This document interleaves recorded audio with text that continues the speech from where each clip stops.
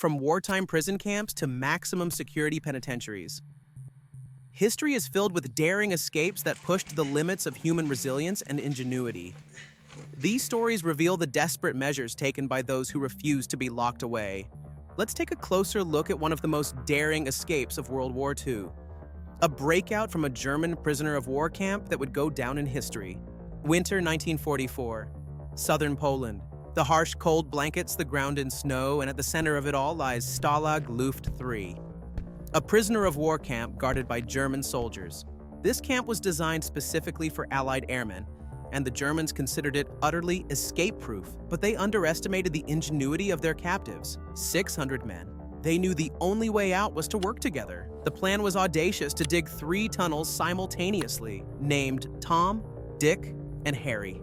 Each was to lead beyond the camp's perimeter. But this wasn't just digging, it was a chess match with the Germans, where every move had to be meticulously calculated. The prisoners started by improvising tools.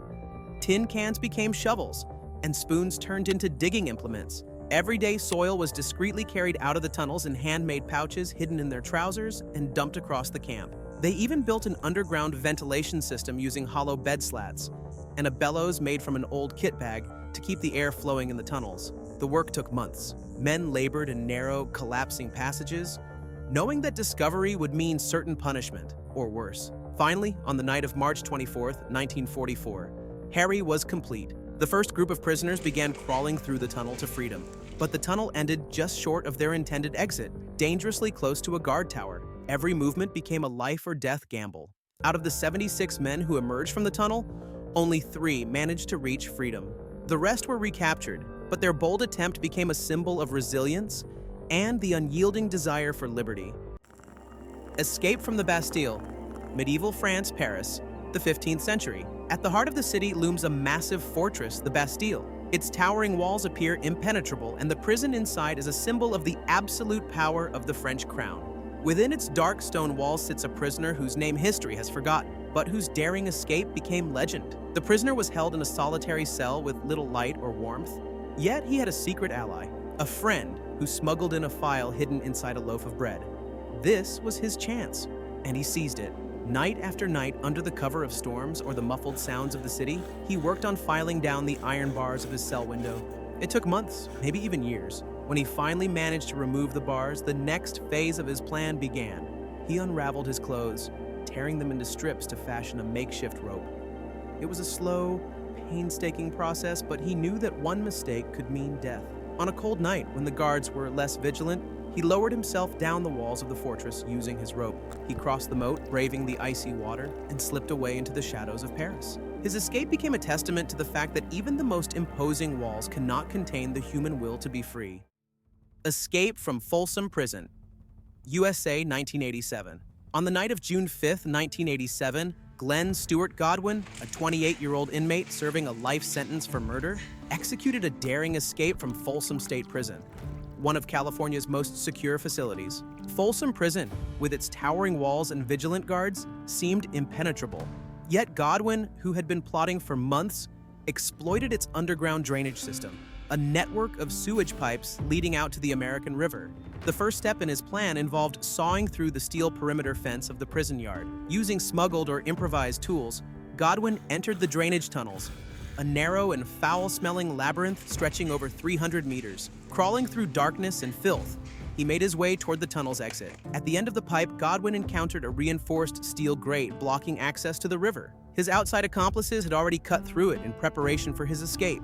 Waiting for him on the riverbank was an inflatable raft, hidden until the plan was set into motion. After emerging from the tunnel, Godwin inflated the raft, paddled across the river, and discarded it along with his prison-issued clothing. By the time the alarm was raised early the next morning, Godwin was long gone. Authorities launched a massive manhunt, deploying helicopters, search dogs, and law enforcement across the region. The discarded raft and clothing confirmed that Godwin had escaped through the drainage system, but the trail soon went cold. Investigators later arrested Lawrence Carlick, a former inmate and suspected accomplice who had served time with Godwin in the early 1980s. Carlick's involvement revealed that the escape was a coordinated effort, meticulously planned and executed with outside help. Glenn Stewart Godwin's breakout remains one of the most infamous in U.S. history, a testament to the lengths some will go in their pursuit of freedom, and a stark reminder of the vulnerabilities even in the most secure prisons. Escape of the Texas 7, USA 2000. It was December 13, 2000, the Connally Unit, a maximum security prison in Texas, operated as a fortress for the state's most dangerous criminals. Among them were 7 men, collectively known as the Texas 7. All serving lengthy sentences, these prisoners saw only one option: escape. The plan was audacious and detailed. On that fateful day, the group set their escape into motion.